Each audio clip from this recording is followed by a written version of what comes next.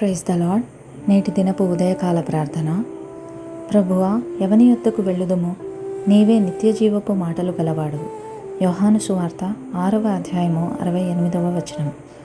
గొప్ప దేవ, పరమ తండ్రి, బలవంతుడవైన దేవ, మీ ఘనమైన నామానికి వందనాలు చెల్లించుకుంటూ ఉన్నాం తండ్రి. మీ మాటలో జీవమున్నదని నమ్మి మీ పాదాల చెంతకు చేరుతున్నాము దేవా.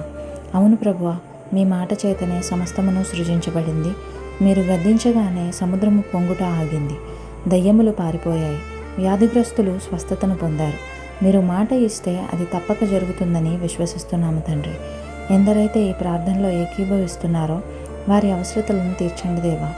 మీ యందు పరిపూర్ణ విశ్వాసము కలిగి ఉండినట్లు మాకు కృప చూపుమని యేసయ్య నామంలో ప్రార్థిస్తున్నాము తండ్రి. ఆమేన్.